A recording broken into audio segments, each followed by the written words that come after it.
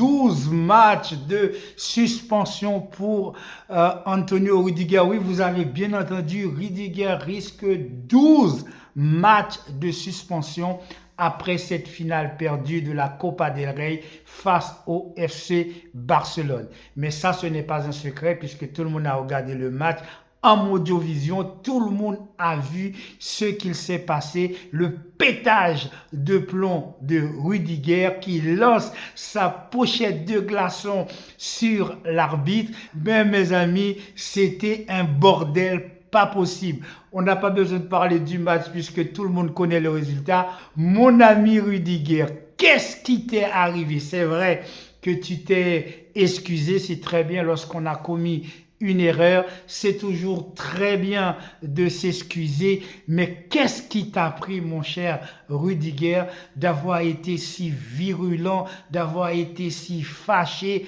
après un match catastrophique de ton équipe? D'ailleurs, toi-même, tu as été lamentable, catastrophique. Mais qu'est-ce qui fait que tu as pété un tel plomb? Qu'est-ce qui fait que tu as été aussi loin? Est-ce que ça a été uniquement de ta faute? Est-ce que c'est l'ambiance? Est-ce que c'est le staff? Est-ce que c'est l'organisation? Qu'est-ce qui fait qu'un joueur de football, à un moment donné, va péter un plomb littéralement en Modovision devant la face de la terre entière pour simplement un match de football? On va en parler de tout ça tout de suite. C'est maintenant. Salut à tous mes amis, bienvenue sur cette nouvelle vidéo où on va parler effectivement de ce match, mais pas le débrief du match en lui-même puisque ça s'est déjà produit. On a compris que le FC Barcelone était jouable, imbattable, etc. Match exceptionnel de Pedri, bref, vous savez déjà tout ça. Mais on va en parler un petit peu sur l'arbitrage, en tout cas en Espagne, qui devient problématique. Je l'ai déjà souligné dans plusieurs vidéos, vous pouvez aller voir mes vidéos sur l'arbitrage, où effectivement j'avais déjà souligné le fait que le système arbitral espagnol est mis sous tutelle. Maintenant, sous tutelle de qui? Je ne sais pas, mais le fonctionnement du système arbitral espagnol devient problématique. Est-ce la faute des arbitres? Est-ce la faute de la VAR? Est-ce la faute des entraîneurs, des joueurs, du staff, des présidents de club? On va essayer de décortiquer tout ça et en parler ensemble.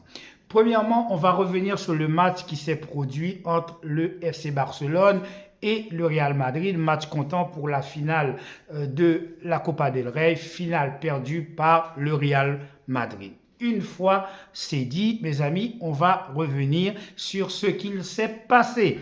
Qu'est-ce qui s'est passé? Il s'est passé que un arbitre a été désigné donc pour pour arbitrer une finale d'une Copa del Rey. Et voici un club qui, quelques jours avant, n'est-ce pas, le match, va sortir des vidéos pour relater les erreurs de cet arbitre.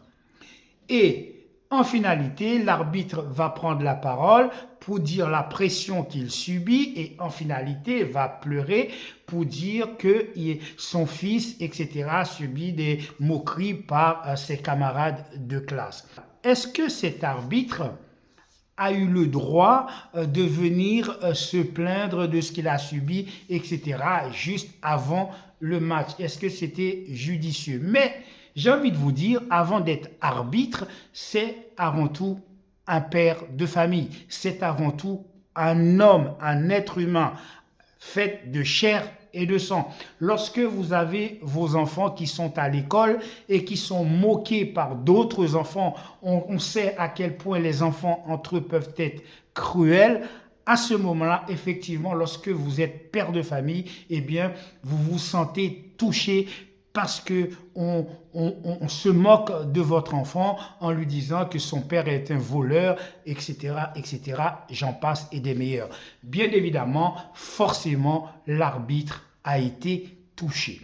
Mais puisque le Real Madrid a demandé à ce que cet arbitre ne soit pas l'arbitre désigné pour ce match, le Real Madrid a demandé clairement qu'on enlève cet arbitre. Si l'instance du football espagnol avait décidé de répondre de manière favorable à Real Madrid, c'est-à-dire de retirer l'arbitre du match, je pense que ça aurait été un très très mauvais signal envoyé dans le monde du sport, dans le monde de l'arbitrage et du football en général, parce que cela aurait fait, mes amis, ce qu'on appelle jurisprudence. Parce qu'à partir du moment que tu accordes à un club, qu'il soit Real Madrid, qu'il soit FC Barcelone ou autre, le droit de décider quel arbitre a le droit de jouer une finale ou pas, ou d'arbitrer un match ou pas, si vous acceptez ça,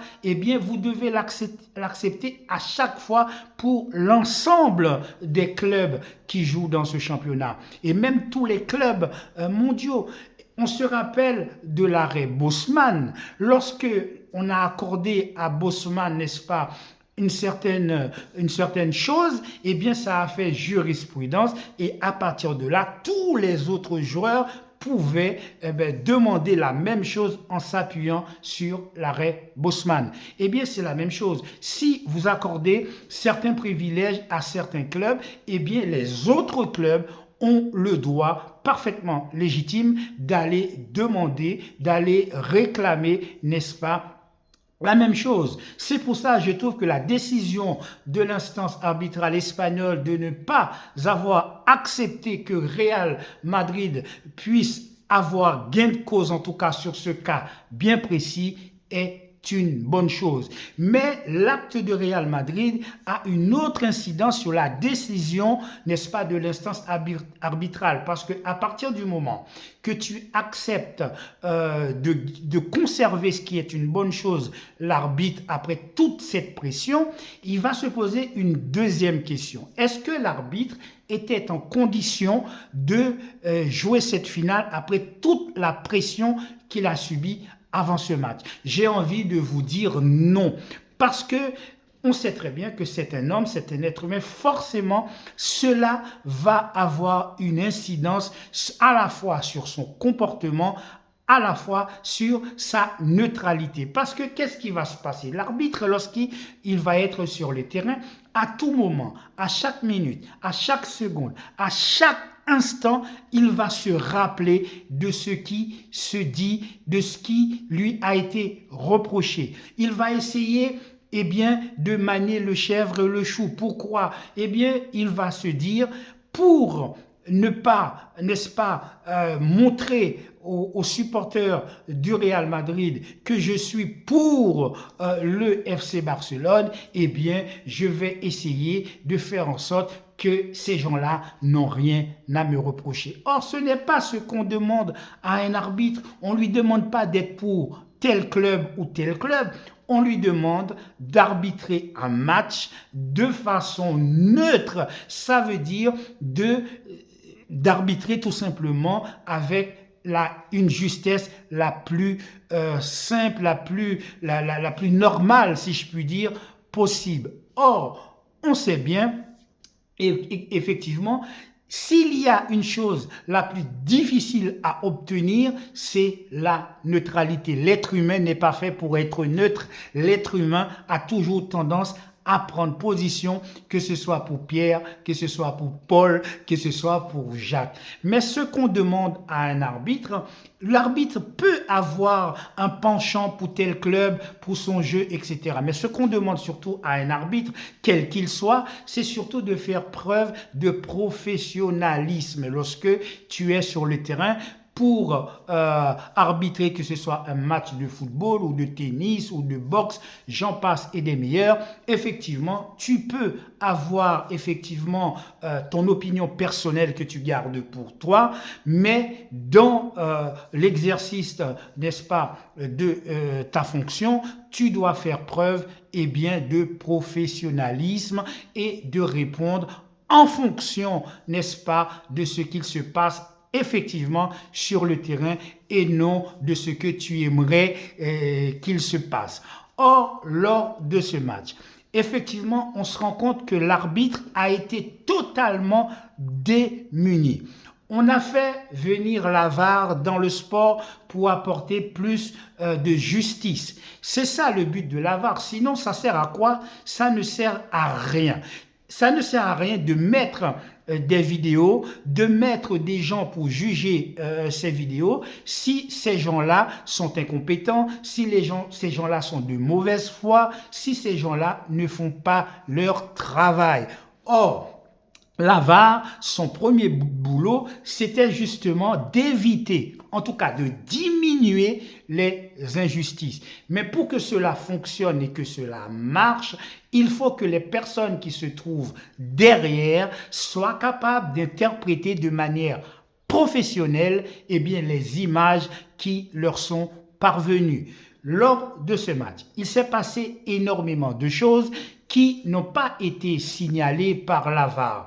Or, l'arbitre étant sur le terrain, il est assisté par ses juges de touche, il est assisté par des caméras et il est assisté par la VAR. Or, à chaque instant, on laisse l'arbitre tout seul comme une espèce de poussin au milieu d'une bande de coqs et il était incapable de pouvoir prendre des décisions de façon rationnelle. Est-ce la faute de l'arbitre? J'ai envie de vous dire, pas que. Parce que l'arbitre, il est entouré par des assistants sur les bords du terrain, assistants vidéo et assistants humains dans la cabine de la VAR.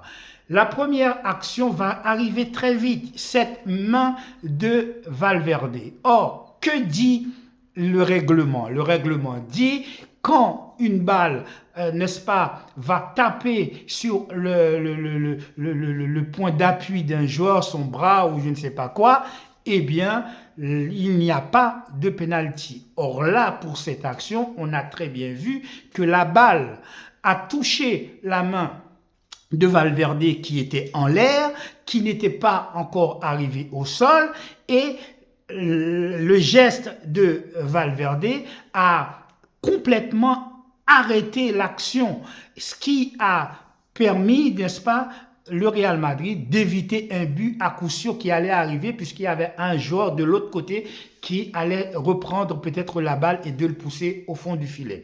On peut dire qu'il y a penalty ou qu'il n'y a pas penalty, ce n'est pas là le problème. Mais dans ce cas, pourquoi la VAR n'a pas rappelé l'arbitre pour dire à l'arbitre d'aller vérifier l'action, pour dire à l'arbitre si oui ou non il y a penalty ou pas? Ok. Deuxième action. Il y a une action où, sur un corner par exemple, Kourbassi a été littéralement tiré et décollé au sol, à tel point on se demande s'il était pris dans un ouragan, dans un tourbillon. Comment se fait-il que tout son corps s'est décollé du sol? Eh bien, à aucun moment, la VAR, n'est-ce pas, a rappelé l'arbitre pour lui dire d'aller vérifier l'action. Non seulement la VAR n'a pas appelé l'arbitre, mais le gars qui lui était en train de filmer n'a pas montré, n'est-ce pas, les images, n'a pas montré le bon angle, n'est-ce pas, pour voir l'image. Eh bien, on a vu l'image grâce aux réseaux sociaux. Sinon, le jour du match, j'ai regardé, eh bien, je n'ai pas tout de suite vu l'action, je l'ai vu après sur les images qui ont été montrées par diverses personnes sur les réseaux sociaux. Lorsque, par exemple, vous avez une faute commise par un certain Tchouaméni sur je ne sais plus quel joueur, à ce moment-là, l'arbitre met carton jaune. Quand on voit la faute, mais les hommes de la VAR, comme nous, ils ont vu la faute. Quand on voit, n'est-ce pas, la brutalité de la faute où à aucun moment Tchouaméni a touché la balle, à aucun moment Tchouaméni peut toucher la balle, intact avec les deux pieds décollés du sol, il n'y a pas de doute, c'est carton rouge. Quand bien même la VAR ne voulait pas dire à l'arbitre qu'il y a carton rouge, au moins il rappelle l'arbitre pour lui demander d'aller vérifier cette action. Eh bien, pas du tout. On va mettre carton jaune. Lorsque Ferran Torres va arriver dans un duel avec Rudiger qui a commis un nombre incalculable de fautes lors de ce match, dans cette action précisément où, n'est-ce pas, notre ami Ferran Torres va faire la différence sur l'action et le pied de Rudiger va venir cogner le pied de Ferran Torres et Ferran Torres va tomber, eh bien, là non plus, la VAR ne va pas rappeler l'arbitre. Et que va-t-il se passer ensuite? Eh bien, 5 minutes après, n'est-ce pas, il va y avoir un penalty, on va dire qu'il va être sifflé quelque temps après sur une action de Rafinha. Et là, tout d'un coup, pendant 120 minutes, la VAR ne s'est pas intervenue. Et là, tout d'un coup, la VAR se souvient qu'il était en train de regarder, qu'elle était en train de regarder un match, va rappeler l'arbitre qui a soufflé penalty à juste titre et va rappeler l'arbitre pour lui dire attention, peut-être là sur cette action, il n'y a pas penalty. Et lorsque l'arbitre va aller voir l'action, effectivement, il n'y avait pas penalty. Pour le coup, cette fois-ci, la VAR va jouer son rôle et l'arbitre va annuler le penalty, va mettre carton rouge jaune à Rafinha, ce qui est normal, puisque Rafinha a simulé une faute qui n'existe pas, eh bien, carton jaune pour Rafinha, ce qui est tout à fait normal, et là, la VAR a joué son rôle. Donc, en fait, c'est quoi? Quand il y a 3 pénaltys possibles pour le FC Barcelone, la VAR ne voit pas, mais quand il y a un possible pénalty contre le Real Madrid, là, la VAR se souvient, va rappeler l'arbitre, qui lui va aller voir, et effectivement, va annuler ce penalty. C'est lorsque on regarde ce match de façon normale, on est derrière on est derrière sa télé dans son canapé. On a envie de se dire quoi? On se dit quoi? On se dit que le Real Madrid, eh bien, sur ce match, en tout cas, a bénéficié de la largesse du corps arbitral. A bénéficié effectivement du laisser-aller de ces mecs qui étaient dans la VAR. C'était une situation honteuse, non seulement honteuse pour Real Madrid, honteuse pour les joueurs du Real Madrid qui étaient sur le terrain, mais aussi honteuse pour le sport, pour le football, pour l'Espagne, pour le corps arbitral en général. Maintenant, on va revenir sur Rudiger. Rudiger qui va péter ce câble, n'est-ce pas, après la fin du match, etc., qui va critiquer l'arbitre pour dire que l'arbitre a été nul, que l'arbitre n'a fait que siffler en faveur du FC Barcelone, etc. Mais c'est à se demander, arrivé à certains moments, où est passée notre conscience professionnelle? Où est passée notre bonne foi? Où est passé notre sens critique? À quel point, s'il vous plaît, on est capable d'être juste dans notre façon de voir les choses? À quel moment on subit un biais qui nous permet effectivement de ne pas voir lorsqu'on a tort ou raison? Si le match avait été arbitré de façon normale dans les 15 premières minutes, il y avait penalty, il y aurait peut-être même déjà 1-0 pour le FC Barcelone. Il y a eu beaucoup de fautes où, par exemple, Lamine Yamal, lorsqu'il va prendre une claque et à aucun moment on va siffler faute, eh bien, c'est là aussi des choses inadmissibles. Ce n'est pas parce que c'est FC Barcelone, c'est pas parce que c'est Real Madrid. Moi, je m'en fous que ce soit FC Barcelone ou le Real Madrid ou Atlético Madrid ou un autre club. Je dis simplement que le sport doit être quelque chose de normal. Parce que le sport doit véhiculer, n'est-ce pas, des exemples pour les jeunes générations qui arrivent. Or, lorsque on voit des jeunes qui pratiquent un sport et là où on voit des choses pareilles, eh bien, on ne donne pas une bonne image à la fois du football, on n'envoie pas aux jeunes, n'est-ce pas, une bonne image. Je me rappelle d'une finale de Coupe du Monde qui avait été jouée par la France. Lorsque Zidane va faire cette erreur qui va répondre de manière, on va dire, il réfléchit sur Materazzi où il va mettre son fameux coup de boule pour les personnes les plus anciennes comme moi qui ont assisté à ce match, eh bien, sans hésiter, aussi Zidane qu'il était, aussi numéro 10 de l'équipe de France qu'il était, aussi champion du monde qu'il était, eh bien, il a pris carton rouge